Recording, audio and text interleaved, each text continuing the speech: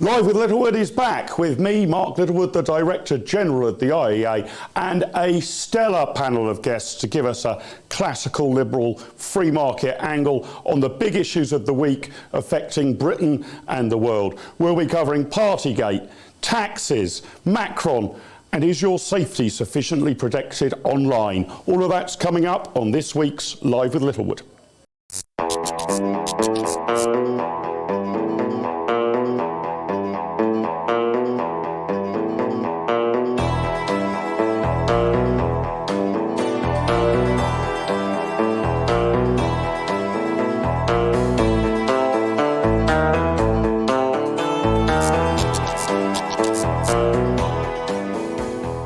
Kaboom, kapow, welcome back to Live with Littlewood with me, Mark Littlewood, the Director General of the Institute of Economic Affairs, and we've got one hell of a lot to get through in the next hour or so with my star-studded lineup of guests to navigate a free market, freedom-loving way through the events of recent days. Later on in the show, I'll be joined by our very own Victoria Hewson, who's going to be discussing the upcoming online safety bill and why it's probably even worse than you think. It might be even worse than she thinks, actually.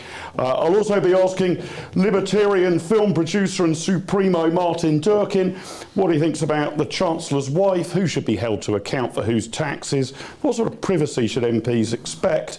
And we're going to be joined again by CapX editor John Ashmore, and I'm going to be putting to him that, you know, Emmanuel Macron's become a bit of a hero of mine. All that's coming up later on the show, but first up, welcome back to the show to GB News' political correspondent, Tom Harwood.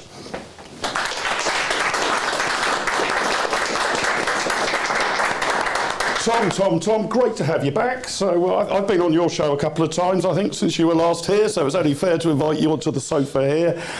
Busy times for political correspondence in Westminster at the moment with Partygate, right? Oh, almost too busy. It's like I feel a bit of deja vu, actually, at the moment, because I remember standing in the very early hours of the morning in Downing Street in the wet and miserable days of January and February, and it's the worst street in the world to stand in. It becomes a sort of wind tunnel. The sun rises, but it doesn't in Downing Street. It's at the wrong angle. Yeah. It's just a horrible place to stand. But that was most of my January and February, and I thought I'd left that behind me. I thought the political situation had moved on, that we had other things to talk about, and but yet no. It's we're back to parties, we're back to Met Police investigations, and we're back to the dreaded name of Sue Gray. Yeah, okay, but I've actually got to ask you a question for people in your profession.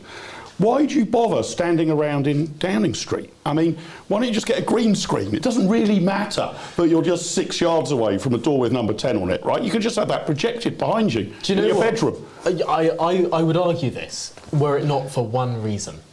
And this week it presented itself in the form of Larry the cat, right, who occasionally pops out of that front door and comes and mingles with us journalists in the press pen opposite, but also we get to see who's walking in and who's walking out. We get to see whether a minister has come in, how long they're staying inside for. That can be very telling. And reading the runes of what's going on in Westminster can sometimes be down to how long any particular minister is inside that building for, who's coming and going. Sometimes it can lead to some pretty significant stories. So what's happened here is we know that the Prime Minister, his wife and the Chancellor, it sounds like the cook, his thief, his wife and her lover, doesn't it, have all been fined. Pretty minimal fines, aren't they? I mean, what are they, 50, 100 quid? 50 quid. 50 quid, right, so it's a bit like getting a parking ticket. None of them are resigning.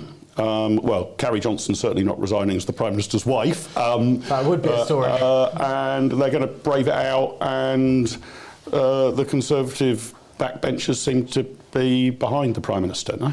The Conservative backbenchers overwhelmingly not making any moves. Now, the Prime Minister's pretty fortunate in that this has fallen in the middle of parliamentary recess. Parliament isn't back until halfway through next Tuesday, so there's a bit of time for everyone to digest for that sort of heat of the temperature of this situation that we experienced back in February not to arise at this particular moment. Prime Minister's questions on Wednesday will be an interesting one. No doubt Sir Keir Starmer will press the Prime Minister on these issues. However, it doesn't feel that similar to where we were at, where the Prime Minister was genuinely on that sort of precipice, where we were counting the letters going in. Only one letter has gone in as a result of this fine, and we know that a number of letters actually went out after the invasion of Ukraine. And so when we're looking at Conservative MPs, because it is Conservative MPs who really matter here, they're the people who get to decide whether the Prime Minister stays in Downing Street or not. They don't seem to be convinced that this is a material change in circumstances. Wow, OK, that's quite interesting. I mean, I guess from the, this is the tittle-tattle of Westminster politics, meat and drink for you, an august think tank like the IEA is supposed to be above the fray on these things. But I guess the principle here is the lawbreakers, lawmaker things, right? So he... is it right he's the first Prime Minister ever to have, well, not maybe broken the law, but committed a criminal offence, which I think speeding fines and the like are breaking the law but are not criminal offences. I know the angels on the head of a pin. Ambiguity between, there are certain things that fixed penalty notices are issued for that don't meet the level of criminality, and some that do, and whether or not they all fit within this, there are arguments to be had one way or the other. I know that, for example, Tony Blair in the early 2000s had some sort of congestion charge offence. Is that the same level as daring to have a cake in the cabinet room with people with whom you were in a meeting with moments before? Perhaps not. It really depends on where your political loyalties lie.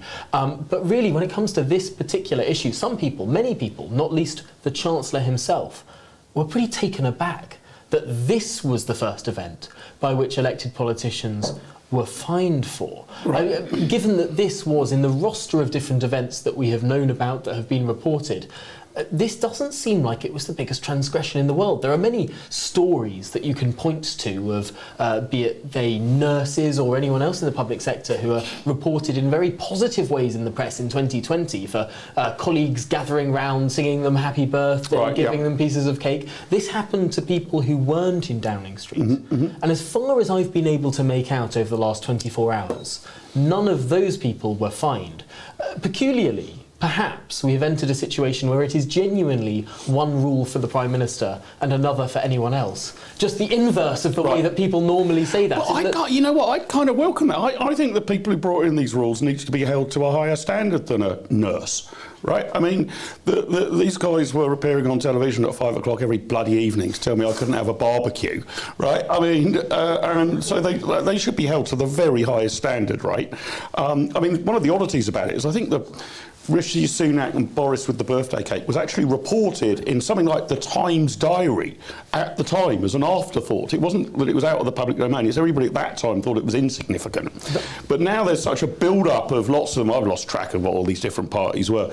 Isn't it because there were so many that you kind of think the culture there was something wrong? Had it just been 9 minutes with a birthday cake? But it seems that partying was going on morning, noon and night, or am I being unfair? Well, you're exactly right to point out the Times article on the 20th of June 2020, which was referencing the birthday party that happened on the 19th of June 2020. It was written by the deputy political editor of the Times, Stephen Swinford, but also other people contributed to that piece. And you're right, it wasn't the crux of the piece. It was treated whimsically. It was a bit of colour to add to the piece at the beginning in the introduction. It was talking about the stresses and strains of Number 10 and how, the Chancellor and the Prime Minister had a bit of respite yesterday afternoon by having a brief sing-song of happy birthday and a bit of birthday cake, as if it didn't matter. And the journalists, the senior political journalists who wrote that piece, all shrugged their shoulders at didn't think of it as a particularly significant event, and no one who read that thought of it as that, and clearly the people who briefed it from Number 10 didn't think of it as that. But then when we put on our Partygate goggles and where we're searching for everything that might fit into... You're a feral bunch, you political correspondents. Well, suddenly it becomes an awful transgression.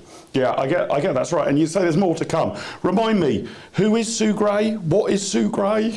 When's a report coming out? This seems to have been in limbo forever and a day. Sue Gray is now the most famous civil servant in the kingdom. But of course she is a relatively senior civil servant, someone who has been conducting various internal investigations within the Cabinet Office, within Number 10, within the culture of Downing Street. And really what happened at the beginning of this whole process was Sue Gray was going to write a report that would then be released, and that would be the end of the matter. her report got interrupted. By the Met? By the Met Police. Cressida Dick, the then Met Police Commissioner, announced an investigation. Sue Gray had to hobble her report, released only a very small part of it, and she can't release that full report until the Met Police conclude their investigation. And we don't know when that will be. They'll tell us when it is, but it's not quite yet. But when they conclude their investigation, Sue Gray can release her full report, unredacted. We can see all the gory details. And then Boris Johnson has promised he'll come to the House of Commons to tell us all exactly what happened. So it sounds to me like you're going to be spending a large number of days in the coming weeks and months standing outside number 10 with the breaking news of Larry the cat. Is that about right? It sounds about right. It depends how many more of these fines take place, because of course we know that there are several parties by which, within which the Prime Minister is implicated. Potentially next week we'll hear another one, might be a little bit later, but if we get this sort of drip, drip, drip, there'll be various points at which the Met Police announce a further tranche of fines, and this story bubbles up again. The worry for the Prime Minister is he won't always be able to point to other things going on. He won't always be able to point to a busy news agenda and a worrying international situation. There will be times when there is a lull, when Parliament, for example, is sitting, when there will be a greater fever pitch within Westminster. That may be the more dangerous time than right now. God, it is a pretty random, arbitrary process whether he lives or dies, isn't it? I mean, that's the way politics goes, I guess. It certainly is, and ultimately, who would have thought we'd be here several weeks ago? If we were having this conversation in the start of January, it looked like parties were over. Allegra Stratton had been fired, remember her? And it looked like the Prime Minister was sort of starting to build up back his place in the opinion polls. Then 2 weeks later, suddenly it looked like the Prime Minister was a goner, that he could be literally removed by his own backbenchers. Then 2 or 3 weeks later, Vladimir Putin invades Ukraine. Boris Johnson takes an international role and is receiving plaudits the world over for how he responded to that crisis. And suddenly, it seems like he's in a safer position. Who is to say where he will be in another 2 or 3 weeks' time? It's a fool's errand to try and guess this. All I can say is nothing's off the table. Yeah, a week's a long time in politics and a fortnight's 3 times as long, I'm told, right? A lot happens. Well, I mean, it's been a pretty tricky time for the Prime Minister, but perhaps an even trickier time for the Chancellor. I want to get into some tax issues, and to help Tom and I navigate our way through those, please give a very warm welcome to CapX editor John Ashmore. John, good to have you back with us. Great to see you, John. Right. Now, this is a bit more sort of meat and drink for the IEA. So this is Mrs. Sunak, an extremely rich woman who had nom-dom status, thereby able to avoid a colossal income tax bill had she had British status. Sir Keir Starmer says it was unfair of Conservatives to reduce their family tax burdens while putting up tax for others. The tax burden's gone up under Rishi Sunak. He's trimmed it a little in his last spring statement, but he's still presided over a tax hike. John, what do you make of this? If you're Chancellor of the Exchequer or a government minister, are you under some obligation to maximise your tax liability? In a strict sense, no. There's 2 questions here, though. I think the first is whether we expect literally a different legal standard for members of the government or MPs. Personally, I don't think so. The second, probably more pertinent question is it politically wise for you to be doing this if you are the man who sets tax rates? And his appeal to kind of, oh, this is actually about my wife, it doesn't really stack up when your family is part of a kind of billionaire, massive dynasty. So, yeah, my answer would be that politically probably not a particularly sensible thing to do, an absolute gift for Labour as well, when their slogan for the best part of the last year has been one rule for them, one rule for everyone else, to have this, the perception at least that he's a kind of part of a globe-trotting elite who play by a different set of rules to the average person. The fact that it came so soon after the national insurance hike also just made it even more of a gift for them. So, no, I don't think we should necessarily ban ministers from certain types of tax arrangements. I mean, the tax system, as you know, Mark, is absolutely littered with exemptions and loopholes, reliefs, carve-outs, the whole lot. Yeah, I mean, are we going to, be up in arms the next time we see a minister in duty-free? Well, that's what I wanted to think. That's exactly the kind of principle I wanted to come on to. Look, it's kind of part of my day job to actively court unpopularity, right? So the best way I can do that at the moment is to leap to the defence of Rishi Sunak and his missus. Tom, what do you make of this? Because, OK, I mean, there's a large amount of money at stake because the Chancellor's wife is from such an affluent family.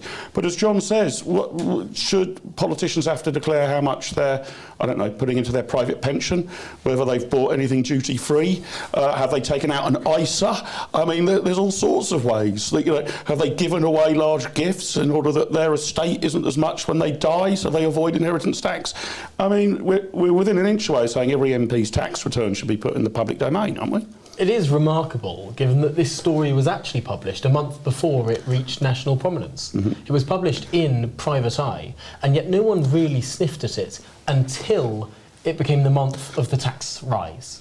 And that comparison is what made it a story that was salient in the minds of so many people, and it hit at the time at which Rishi Sunak was under a great deal of pressure from a number of various stories, whether it was his donations to his former school, whether it was indeed the taxes that have gone up, Labour putting out this briefing note to all members of the parliamentary press lobby saying that he's risen taxes 15 times as Chancellor, some more clear tax rises than others, some more dubious in that list, but it's clear he has been net a tax-raising Chancellor so far.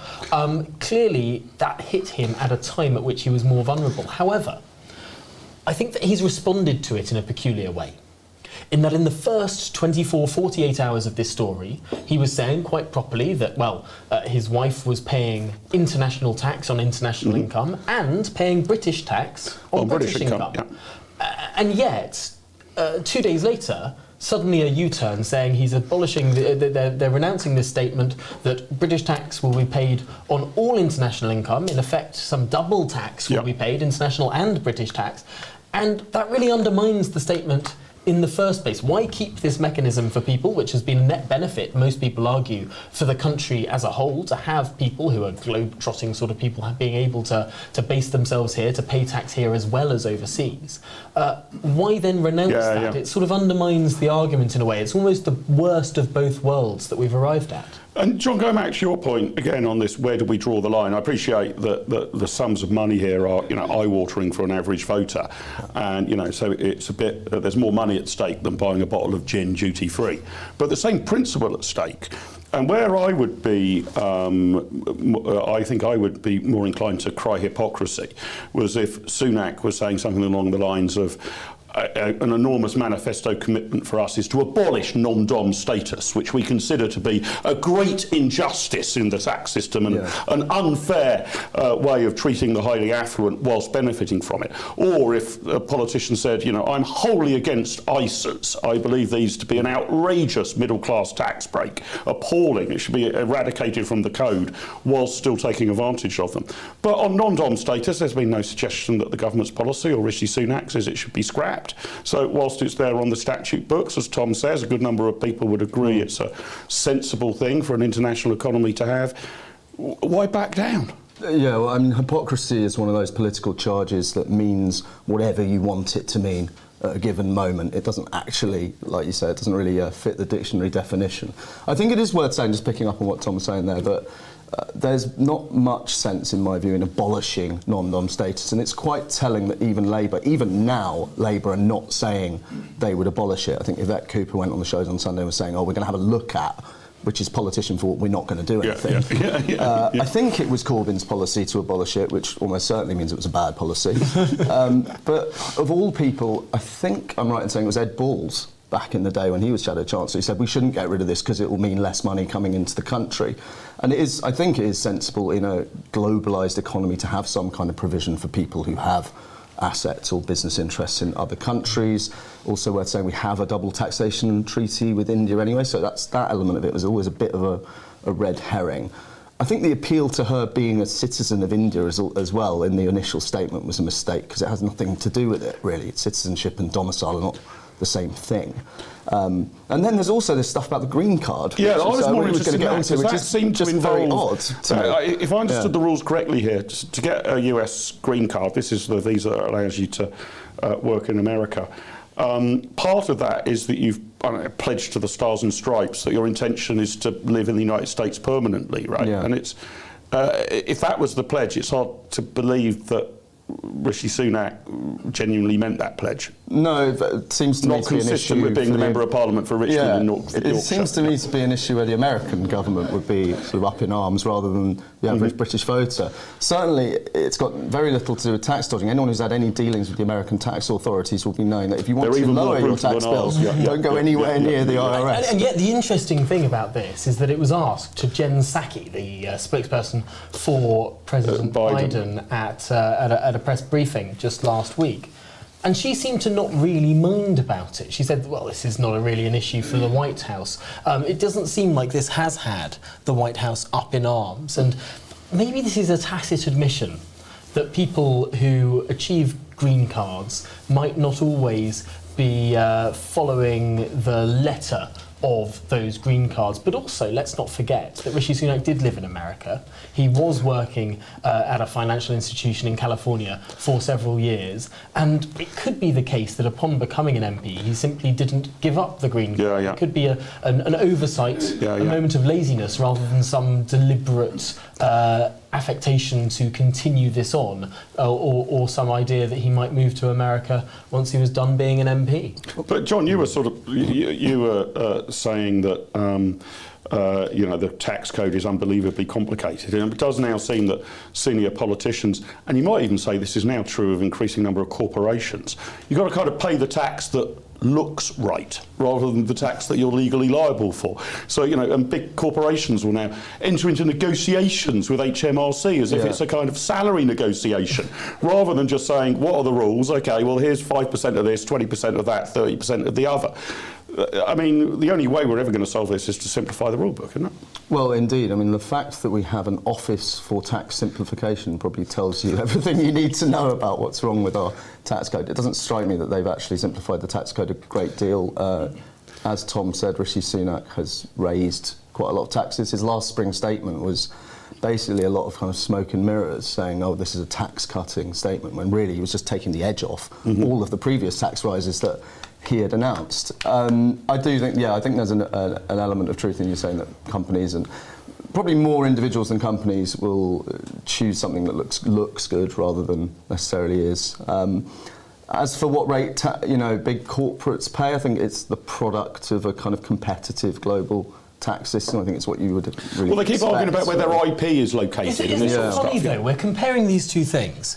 People who want the Amazons of this world to pay more cash want Amazon to not pay its tax where it does its business. They want to pay it here. Whereas people who argue that Rishi Sunak's wife should pay their tax here, they want her to not pay her tax where it does its business, but where it, or where she lives. Where she happens to be located in the world at the time. It seems to be a bit of a cross-purpose argument there, in that it's one rule for companies in their view and another rule for individuals. Either you pay tax where you live or you pay tax where you do business, and it doesn't seem that the two are relatively consistent there. But why do you think it is that there seems to be now the smart electoral law of British politics is you have to go around pretending to be poorer than you really are?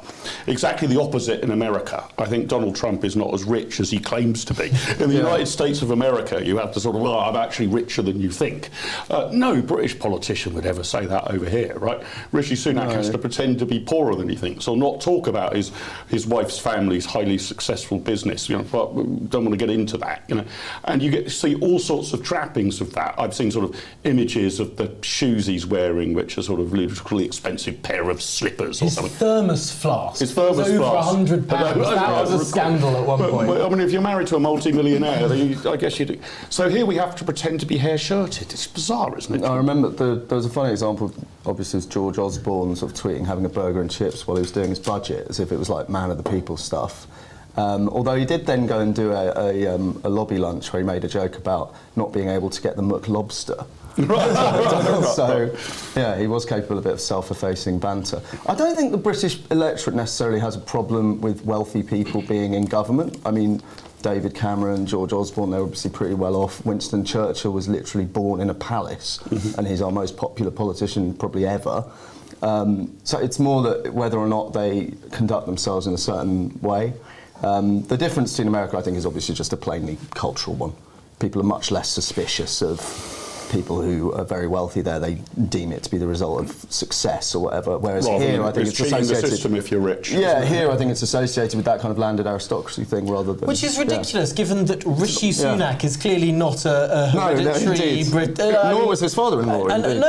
This is clearly someone who's the product of an incredibly successful family, and that's something that we should be celebrated. It does irritate me massively that when you look across to America and you look on both sides of the aisle in America, and Nancy Pelosi, one of the richest politicians, Joe Biden, incredibly wealthy, Obama now massively wealthy, of course the Bushes, of course the Reagans, of course the Clintons, of course Donald Trump. You know, all of these political dynasties, many of them are, to some extent more hereditary wealthy than families in the United Kingdom, and yet we sort of shrink from it in a way. I wonder how much of this is sort of too much of a reaction against what people now see as an evil Victorian age, when actually I think we probably should learn a bit more from the Victorians, whether it's being able to build things, whether it's being able to deliver world-class infrastructure, being proud of the country in which we live, but also being able to put up success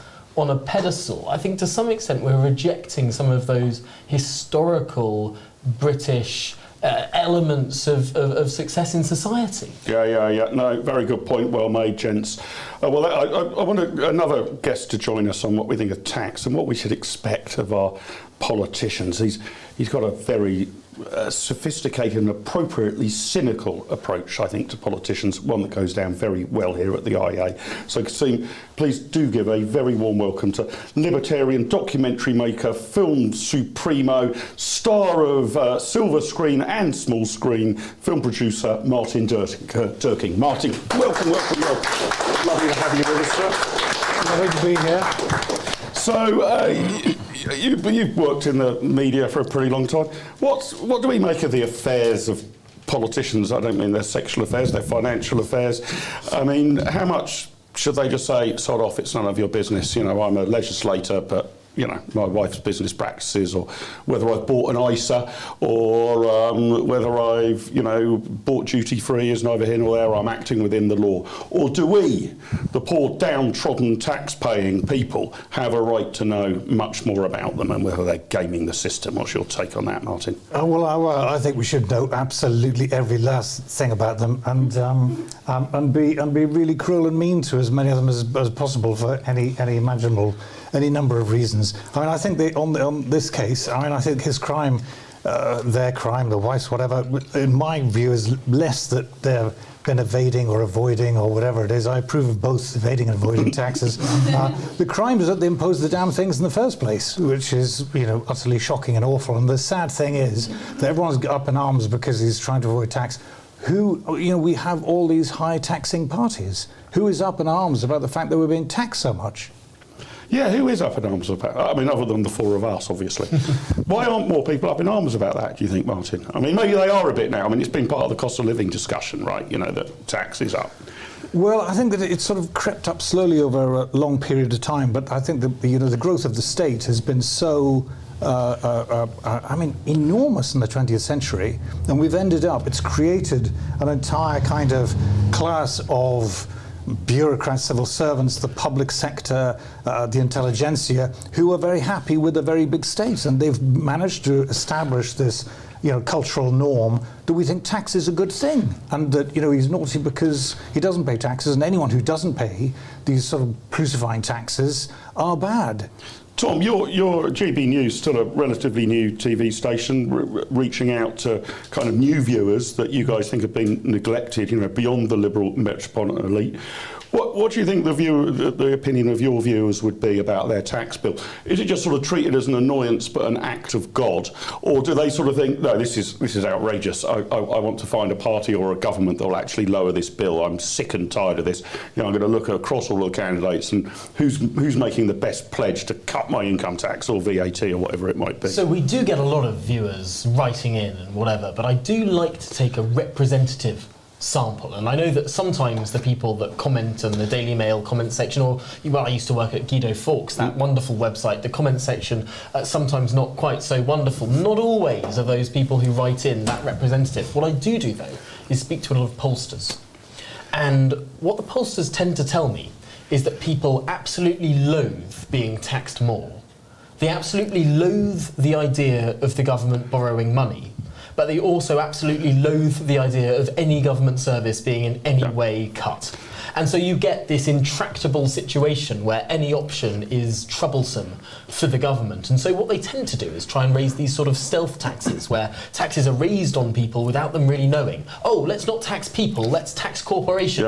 Well, what you can only tax human beings at the end of the day. What does taxing corporations do? Well, it's either taxes the people who work for the corporations, or the things that the corporations sell, or the people who run the corporations. And ultimately that means that prices go up, investment goes down, and wages go down.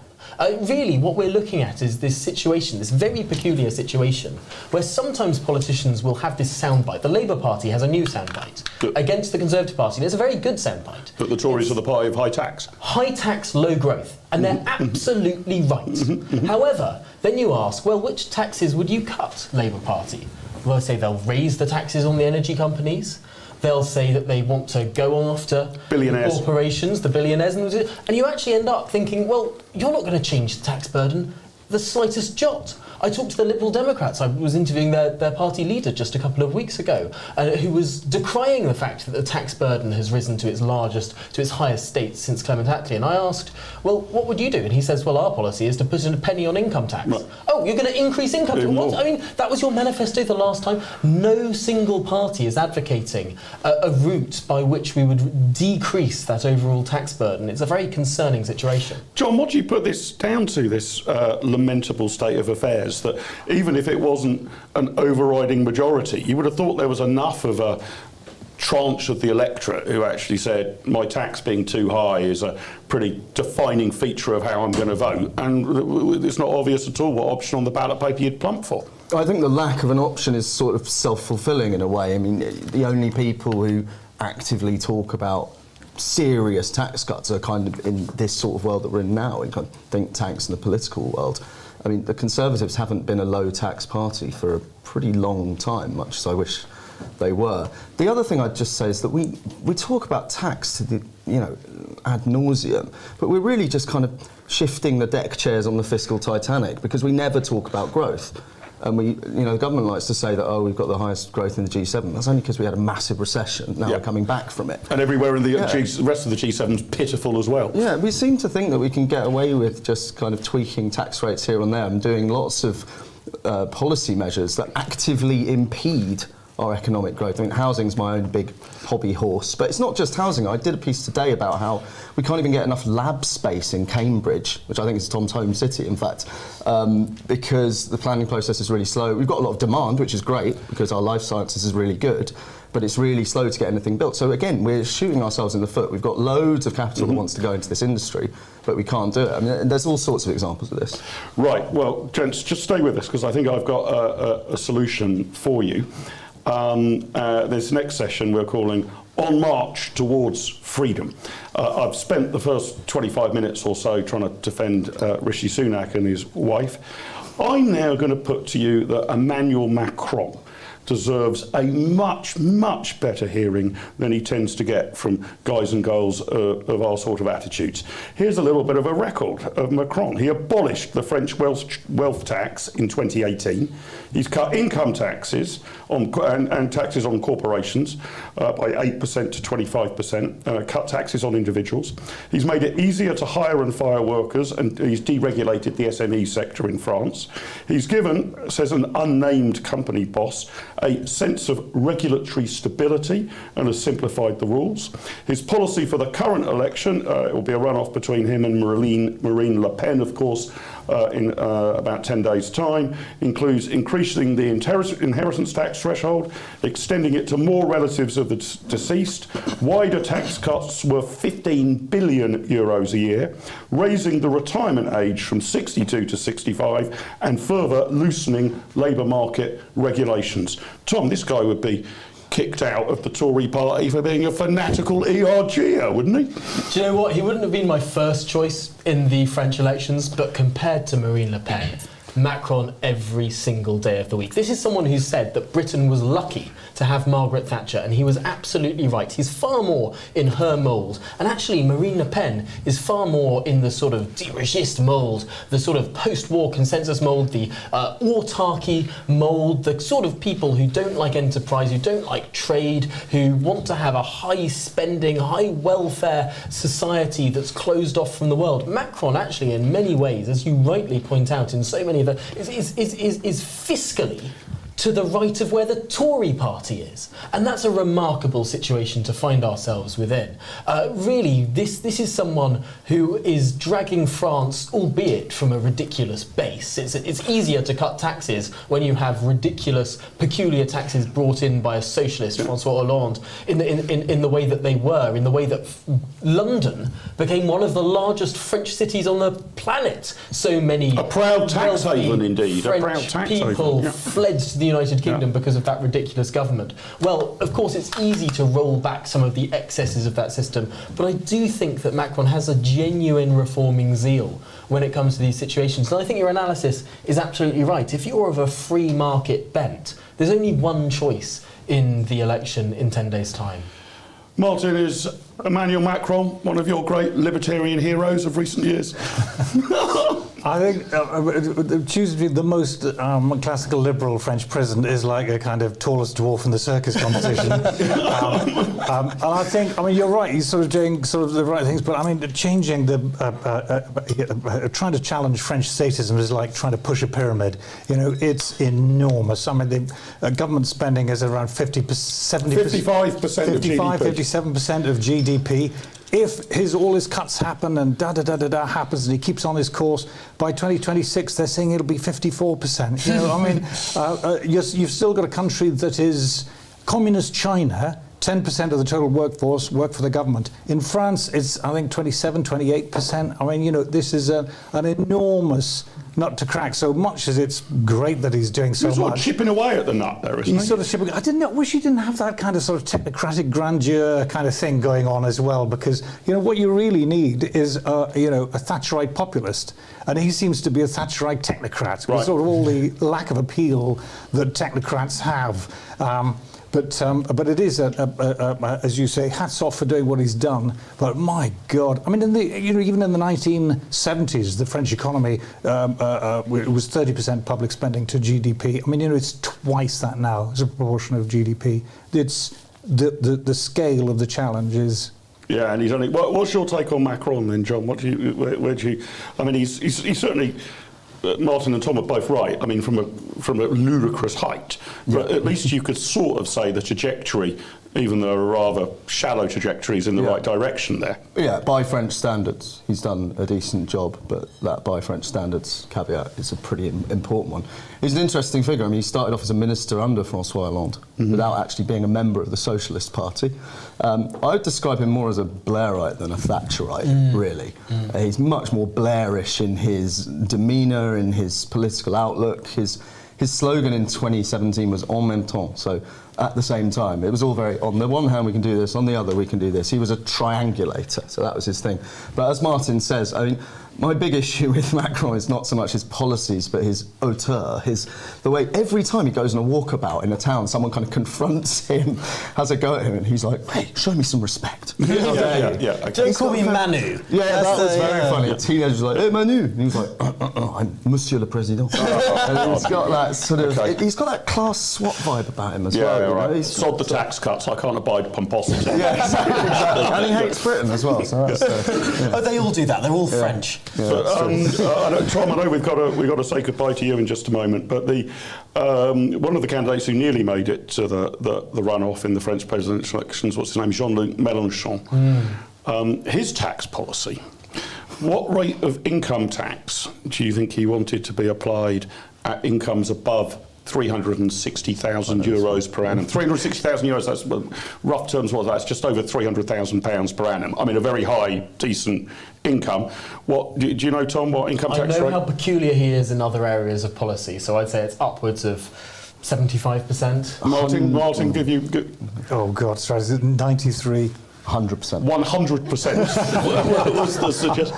What do you think the consequence of that might have been if you're presently playing football for, say, Paris Saint-Germain? Where do you think you might be playing football that next? 5 years ago saw its entire financial sector depart and move to London. I mean, the idea that they're even entertaining... But, I mean, ultimately, sadly, this is why the Les Républicains candidate, Pécresse, did not get the 5% threshold. So many centre-right voters were so terrified that Mélenchon might even go into that final round that they held their noses and, I think, disgracefully, voted for Le Pen. To some extent, this explains the peculiar dynamic whereby the combined vote of the socialists and the centre-right Les Républicains was around, 5, 6, 7% of the vote in total. This is like the Tories and Labour getting 7% between them. Exactly. It's a bigger upset than Brexit that has happened in French politics. Tom, it's been great having you with us. Look forward to inviting you back soon. Look forward to being on your GB News show again soon. Thanks very much indeed.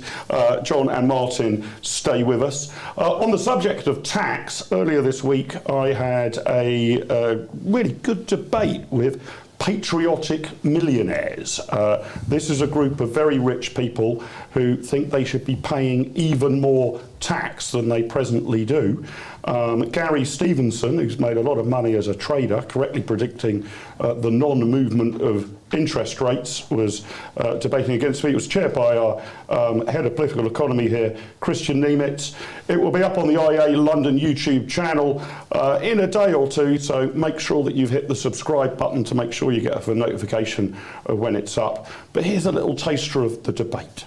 £450 billion has been transferred from the government to the wealthy in the last 2 years. A phenomenally large amount. And if you raise interest rates now, that means the government will have to start paying interest to the rich on that £450 billion.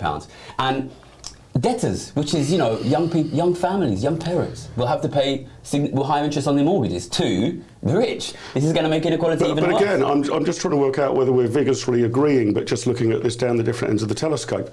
The governments of all stripes have decided since 2001 to run budget deficits. It's now more than 20 years since we run a budget surplus. But much, much larger in the last 2 years. Significantly larger. It's significant. COVID, obviously, colossal. But also it was very large in the immediate aftermath of the 2008 crash. Yeah.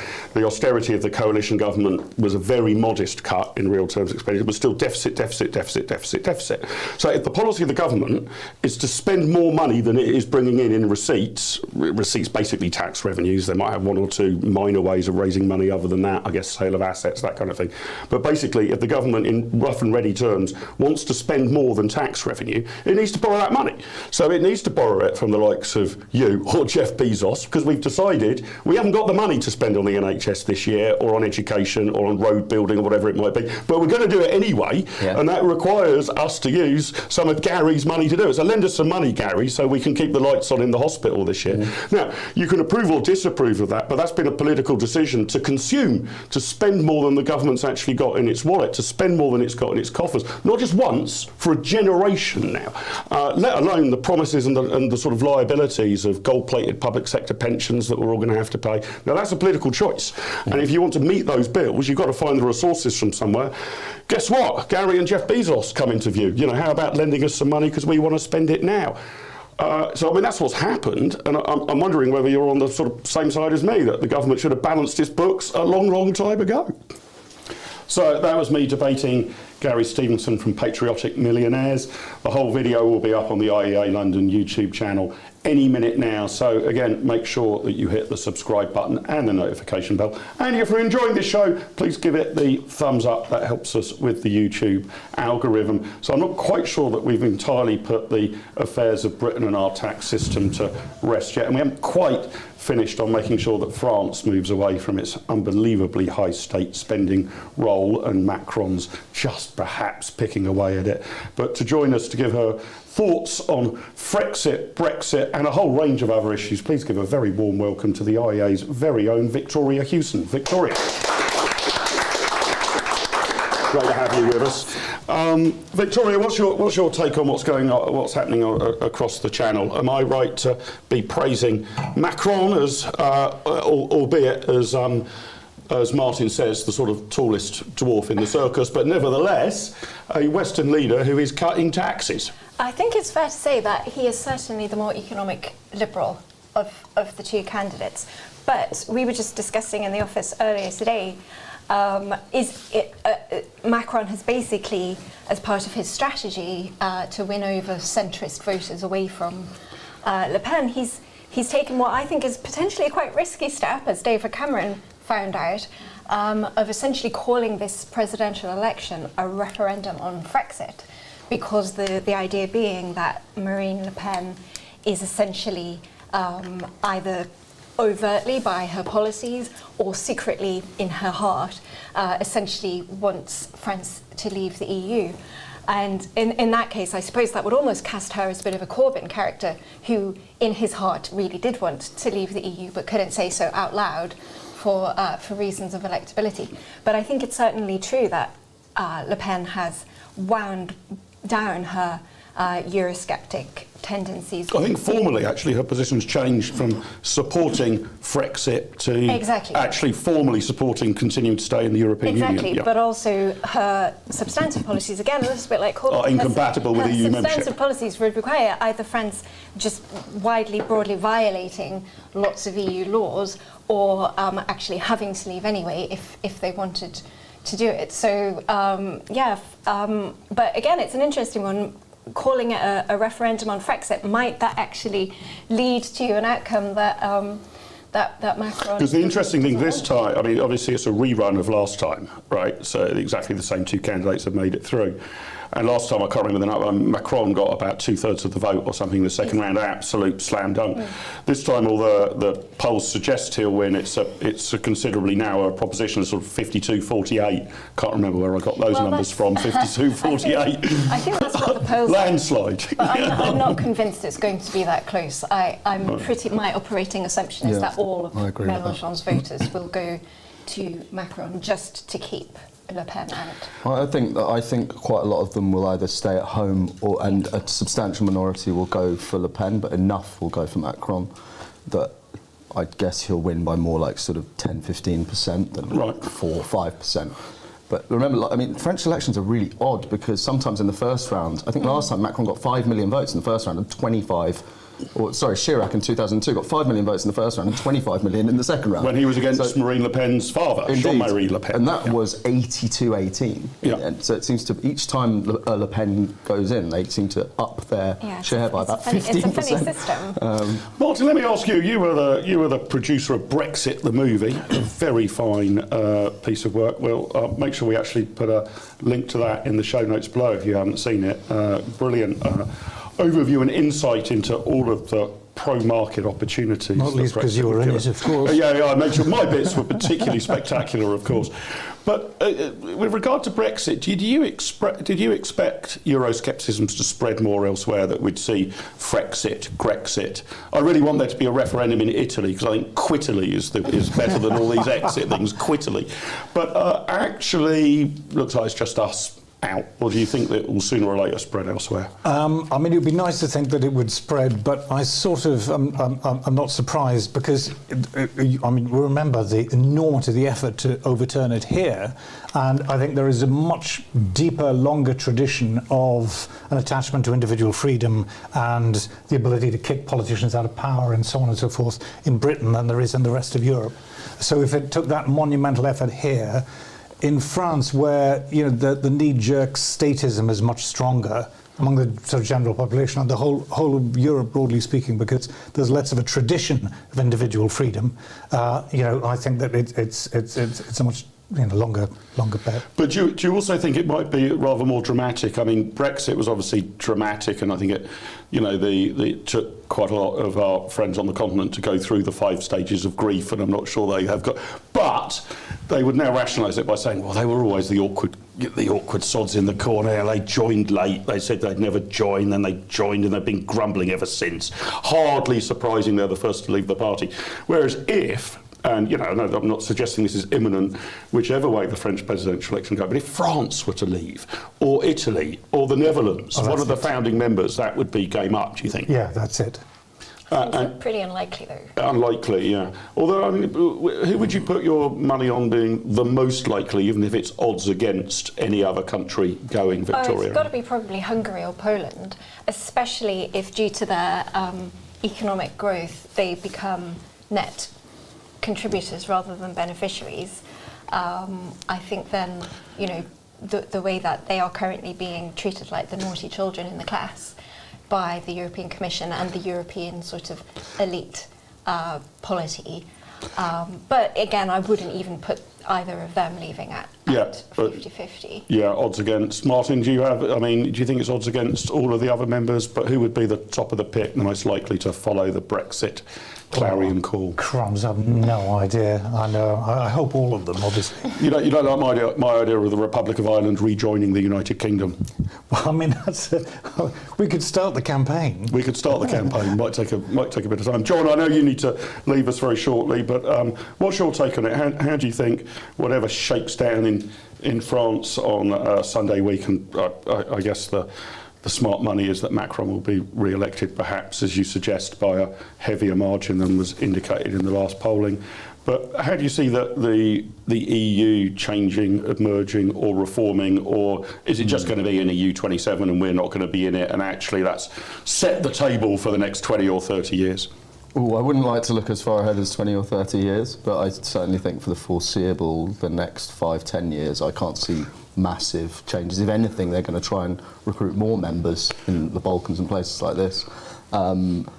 Macron certainly has very little enthusiasm for any kind of root and branch reform. I think the main thing you might see is because of Ukraine and Russia is that the EU actually tries to take on even more power and try and assert itself. Finally, the thing that Brexiteers always warned of was the idea of an EU army, and I think we're actually getting gradually closer to that. The thing probably preventing it is the kind of generally sclerotic nature of the organisation. And the NATO alliance is surely the better way. Yeah, is the better way of realising that.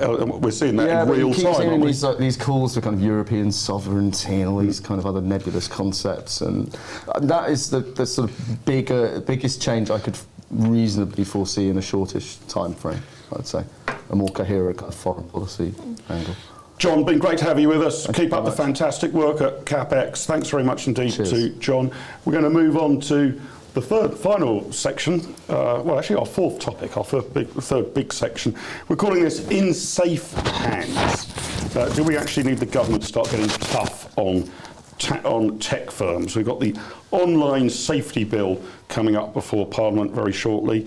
Let me just give you a little bit of what it covers. It imposes a duty of care model on tech companies with massive potential fines up to potentially 10% of worldwide revenues. I don't know what that amounts to, but certainly considerably bigger than the 50 quid fine for having a birthday cake. Possible prison sentences for named managers. The bill would introduce a new category of online speech known as legal but harmful, which companies have a duty to protect adults from. It introduces a duty on companies to have regard for free speech online, but only regard for it. The idea behind the bill is to protect free speech, its supporters claim, whilst holding tech companies to account and making the internet safer.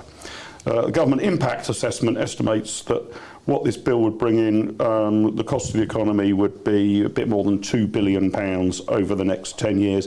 Victoria, this bill has been a pretty big tranche of your work here at the IEA. Tell us about it, and once you've told us about it, if it's not obvious from your description, why should we be worried about it? Well, the bill has become a many-headed beast. The latest iteration of it comes in at about 220 pages, which I have been buried in for the last couple of weeks, trying to understand it. The definition of harm alone runs to about half a page. So that gives you a flavour of the complexity and also the challenge that the government has set themselves to both define harm and try and regulate it away, because they've got this idea that the internet platforms, and they really have in mind the big platforms, the Facebooks, the Googles, although actually they think that in reality 25,000 platforms are going to be in scope of this legislation. I didn't know there were so many. Well, I read a letter on Twitter the other day from a man who runs a small internet forum for whiskey fans to compare their tasting notes. That's in scope for this. He's going to now have to run an active moderation policy to make sure children can't access it and to make sure that nobody is using it for criminal activity.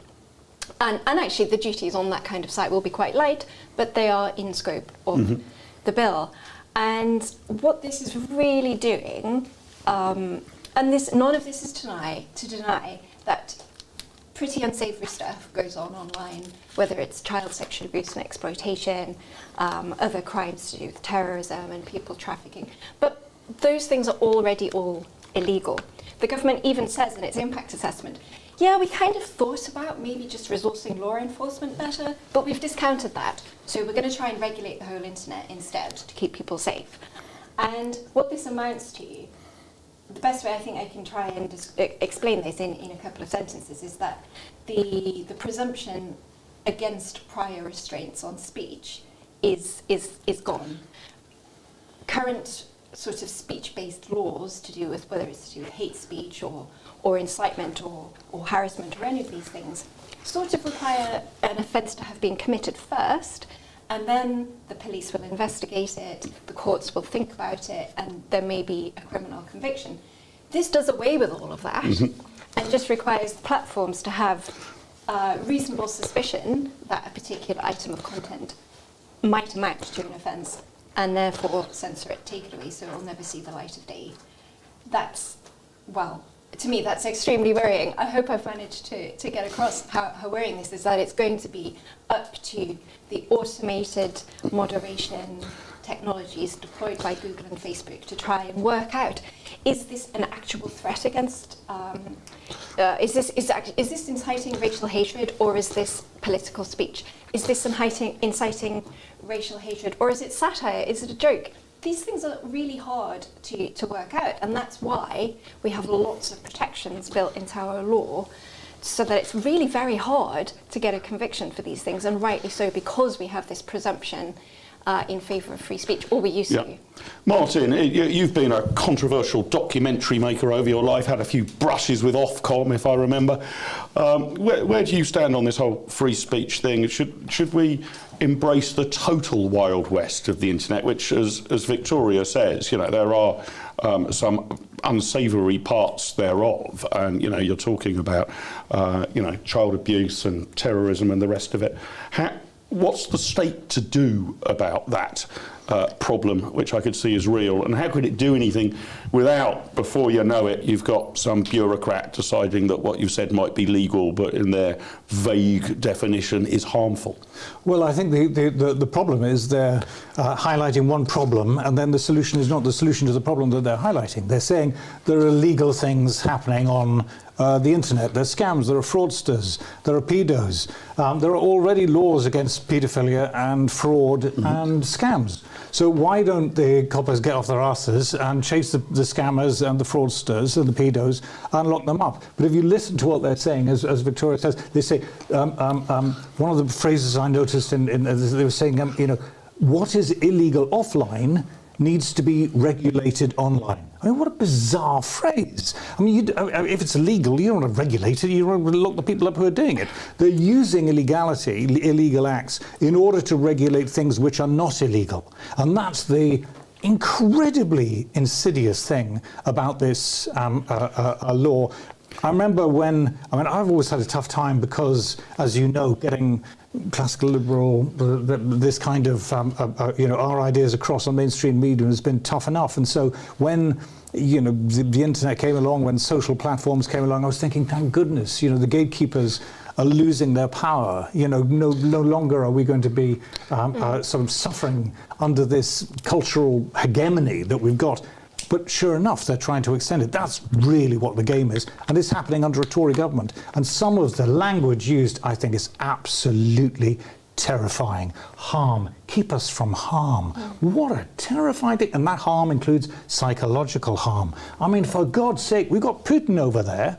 And everyone's saying, oh, well, of course, you can forgive all the Russians for being right behind Putin because there is state control of the media. They don't really know what's going on. Putin, and it will include the government. This isn't on the face of the bill yet, but there is lots of information coming out of the government. They do plan to include misinformation and disinformation as a category of harmful content. Exactly what Putin describes his. We will ban fake news. Who's to define fake news? Sure as damn it, climate skepticism, that'll be out. Tell me, Victoria, do we actually think they can implement this? I mean, back in the... I can't get my head around tech. I can operate it. I know how to get online. But, back in the day when we, just had 4 TV channels and you could just sort of say, no, that programme is not going out, we're slapping it. Now, I'm trying to work out, I watch videos that have been posted up from the United States of America. They'll include a link for me to go to their web. I'm trying to work out how this is policed in any sort of fashion. I'm not saying I approve of strictly policing 4 television channels, but I can at least understand how the government could go about doing that. The internet, you need something a bit more than GCHQ to be looking through every single Facebook post, right? This is a really good and important point. So first of all, that side of it will be down to Ofcom, which, to Martin's point, I am completely baffled as to why tactically, apart from any point of principle, why a Conservative government would create this huge power base in a regulator like Ofcom. That seems to me to be shooting yourself in the foot, quite frankly, for a right-of-centre Conservative-oriented party. But I think you're describing what you wished it was rather than what it actually is. Perhaps I am. But so Ofcom is going to be responsible for monitoring the compliance of the platforms with this new set of regulations. The platforms, in turn, it's basically expected, and in some cases it will be mandated, that they will have to use tracking technology, monitoring technology, sometimes to the level of Ofcom specifying exactly what technology they have to use in order to achieve the compliance with these duties.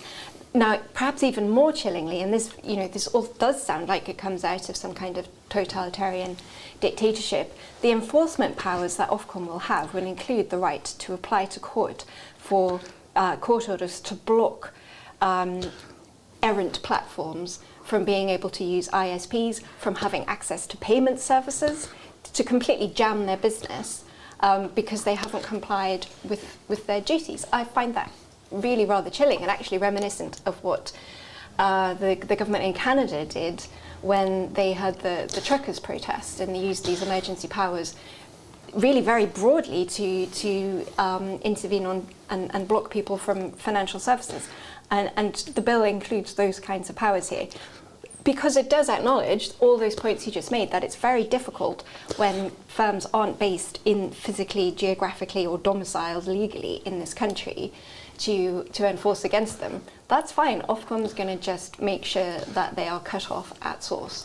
So I'm just trying to work out here, if somebody on Twitter says something that is just factually incorrect, it might not be malicious, it might not be harmful, but if they say something factually incorrect, I don't know, that and it might be accusing the IA of something that we're able to show is factually incorrect. What happens to that person, and what happens to Twitter once we can we can get the entire Twitter platform taken down in the UK as a consequence of this one inaccuracy on one tweet? It wouldn't really work at that individual level, but it might be seen as evidence that Twitter isn't running proportionate systems and processes to prevent harmful misinformation, if indeed this does get categorised as such. Interestingly, though, you've alighted on yet another aspect of the bill, which is new communications offences. They're getting rid of the old malicious communications offences, which you'd think brilliant. They were terrible, illiberal laws. Fantastic. But they're going to replace them with something They're worse. replacing them with things that could actually be worse, which is intentionally communicating false information that causes harm to others. And this is where your person who tweets something that's incorrect, if you can argue that you've been harmed by that, then that person potentially has committed a criminal offence. And again, Twitter will be obliged under the Online Safety Bill to censor that at source, so it will actually never see the light. I made a tactical error in my Times column the other week about the proportion of people who don't pay tax. I literally misread the briefing I got from the IEA. One word I got wrong, which changed it round.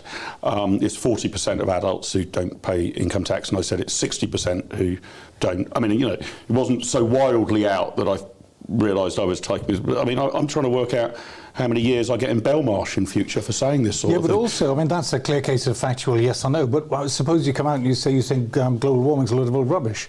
You know, a lot of the social platforms will say it's true. Climate change is beyond, it's true. Yeah, so, you know, people will say that you've caused them harm because you've really... Exactly, all that sort of... To your earlier point, I mean, the thing is, yes, it's hard to control the sprawling sort of thing, but if you control it to the degree that you marginalise those voices, you know, it is possible to get messages into Russia on this or that platform, you know, if you know where to go.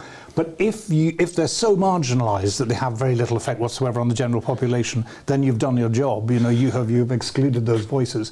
And likewise, I think another insidious thing is that going through social platforms in order to carry the censorship through, and so they can sort of wash their hands. You know, if they directly said, as a government, we are banning this, that, and the other, but cleverly they threaten the heads of Twitter, the executives, even with jail time. So obviously, Twitter and the rest of them, they're going to, when their compliance departments are going to say, we don't want to get into trouble with Ofcom, we're going to end up in jail. So they will go further than actually the legislation calls. The whole thing, yeah. Absolutely further. And the government can say, well, it's not us doing that censorship. It's really insidious. Well, do you think that I'm trying to give a bit of an optimistic spin on this? Do you think, you know, the basic bones of technology that we all have at our fingertips is now so impressive that freedom will find a way? I mean, to give you a very small example of trying to combat Putin's censorship in Russia, like, you know, Russian soldiers who've been captured are being encouraged to phone home and explain to their families what's happening. Now, you're probably only getting to 2 or 3 people at a time. The Russian army, I understand, is now confiscating mobile phones from its soldiers in order to try and prevent this happening. But this is a fairly simple technology. We think of it now, mobile phones, but we found a way. I don't know whether it's completely undermining the state control of the Putin regime, but it's sort of finding a way, because everybody's got that sort of a weapon in their armour, which 20, 30, 40, 50, 100 years ago, ordinary folk would not have had. Now we've got it. So if Twitter goes down that route, somebody will find, you know, it will die as a platform, or, you know, Elon Musk will buy it and fight every court case, which looks potentially possible. Should we be more optimistic if the state comes in with this big, you know, draconian thing that actually, although we should oppose it, I don't doubt that we could be confident that actually new sources of exchange of information will find a way around it? I mean, I don't think that we should be confident that because of the advance of technology we will have more freedom. I think it's perfectly possible that with the advance of technology they will find newer ways to control us, more insidious ways. You know, their control of money through government-controlled cryptocurrencies. There's all sorts of... The potential for controlling our lives through this technology is also a problem. And what's worrying is that it's the Tories doing this. Supposedly the party of freedom. You know, they've got a torch of freedom and all that sort of thing. I mean, if they are doing this, it's not like the Labour Party are going to come up and say, hey, guys, you know, let's unravel this. Well, they say it doesn't go far enough. Martin, they replaced the torch of freedom with a logo of a tree drawn by a 5-year-old. Oh, It looks like it was drawn by a 5-year-old. Yeah, and we all know about the Nazis' connection with environmentalism. It's worrying. It's worrying. What do you think, Victoria? Well, I mean, I don't want to be too flippant about it, but or put another way, you gave an example of this guy who runs a forum for whiskey. Might you get a kind of metric martyrs style inflection point, that somebody running something that all ordinary people would consider is, completely legitimate and within the realms of freedom of speech, will suddenly have their business destroyed, not welcoming that happening because, they've incorrectly described what the alcohol proof is in one particular brand of whiskey, and this might cause harm to children. Their business is destroyed. A public outrage, wouldn't there, if something like that happened? I think the threat to small businesses is real, to innovative and challenger platforms, because the cost of complying with this regulation are going to be enormous. And obviously Google and Facebook, who I don't think particularly like this, but they've got enough money to throw at it that they'll kind of broadly be fine. Whereas the equivalent cost of investing in all of this tracking technology and taking legal and compliance advice is much more burdensome for smaller businesses. So I'm not entirely sure that this is going to see a flourishing of new technology. But on the other hand, perhaps darkly comically, the Regulatory Policy Committee, in its review of the government's impact assessment on the online safety bill, pointed out that the government, DCMS, hadn't really considered the possibility of people just using VPNs to get around all of this. Right. So they might be putting all of this legislation in place, and it really doesn't have any effect because all the children, the children who it's supposed to be protecting are all claiming that they're in a different jurisdiction. On their VPNs. Now, whether the Ofcom will come up with clever jamming technologies to get around that, I don't know. But it's kind of a bit disappointing that they didn't. Well, that's an example of my saying that technology will undermine the regulator. The whole battle is the entrepreneur keeping ahead of the regulator. Yeah. I'm not saying that money in VPNs. Services. So it might be that Nick Clegg becomes the most powerful man in Britain again. Right now he's at Facebook. He'll be gold-plating everything. Thought he'd lost his seat. He's going to be even more powerful than when he was Deputy Prime Minister. Thought to conjure with. Any chance of stopping this bill or amending it, Victoria? It's politically very popular across the House. I think the House of Lords will have a lot to say. There are a lot of very fine legal minds in the House of Lords who will be all over this, looking at the flaws in the drafting and all of the complexities. I think the best chance of it falling is actually that it will just collapse under its own weight of complexity, because people will realise it perhaps can't be made to work in its current form. Well, let's I want to end on that slightly optimistic note. So we've navigated through quite a bit, Partygate, the tax affairs of the Sunak family, whether Macron should be hailed as a hero, and what to do about the government's unbelievable over-regulation of the internet if they do indeed get their way with this online safety bill. Martin and Victoria, thank you very much indeed for joining us. Thanks to all of you for watching. We'll be back next week for another Live with Littlewood show to pilot a free market course through unfolding events. If you've enjoyed this show, please hit the thumbs up, like, and make sure that you hit the subscribe button and the notification bell just below the screen. If you've got a few pennies spare and you want us to help keep the lights on, and that's becoming a more and more expensive thing with each passing week, do consider becoming an IA online patron. Details of that are in the show notes below, and thanks particularly to our top tier online patrons: Donald Blaney, Costa Manis, James Burns, Mark Edwards, Philip Ozuf, Richard Leader, Robert Appleby and Timothy Worrell, and many others at the lower levels. But please do throw in what you can afford, and we'll keep pumping out free market, classical, liberal analysis of the world around us. My thanks again to Martin and Victoria. My thanks to Tom and John for their earlier contributions. Stay safe, stay free. Over and out.